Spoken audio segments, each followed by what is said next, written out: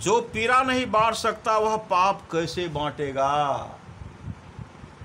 कसाई पुत्र सुलस का प्रसंग। श्री सद्गुरु, जो पीड़ा नहीं बांट सकता वह पाप कैसे बांटेगा। कसाई पुत्र सुलस का प्रसंग। यह प्रसंग काल सोक्री के पुत्र सुलस का है।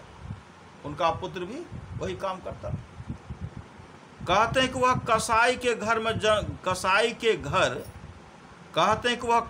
के घर में जन्म लेने पर भी बड़ा दयालु और विवेक रखने वाला पुत्र था, मगर लोग उनको तत्काल समझ न पाए। पिता काल सोक्री के मरणोपरांत गृहस्थी का भार अब सुलस की कंधे पर आया। पिता काल सोक्री के मरणोपरांत पृथ्वी का गृहस्थी का भार अब सुलस के कंधों पर आया, किंतु सुलस ने स्पष्ट शब्दों में कहा, मैं कसाई का धंधा नहीं करूंगा।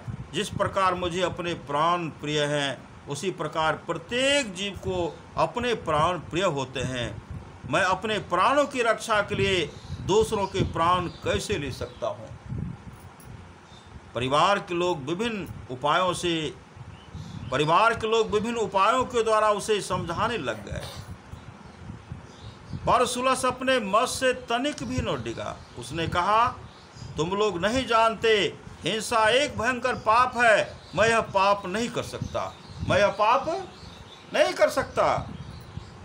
कुटुंब के सदस्यों ने कहा, तुम पाप की चिंता न करो, केवल अपना कर्म करो, तुम्हारा पाप हम आपस में बांट लेंगे। सुलस तैयार हो गया। उसने अपने पिता का कुठार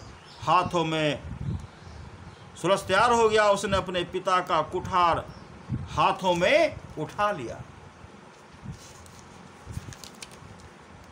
कुटुंब के सदस्य प्रसन्नता से भर गए।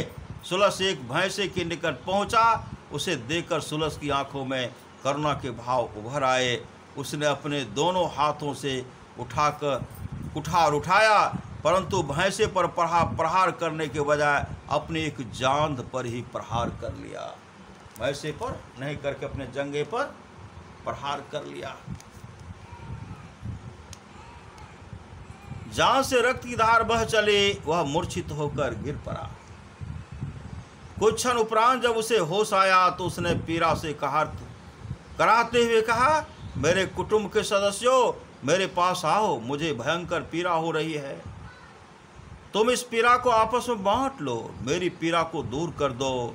मैं यह पीड़ा सहन नहीं कर पा रहा हूँ।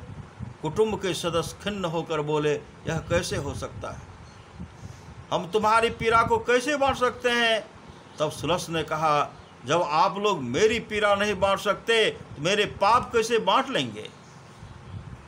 जब आप लोग मेरी पीड़ा नहीं बांट सकते तो मेरे पाप कैसे बांट लेंगे?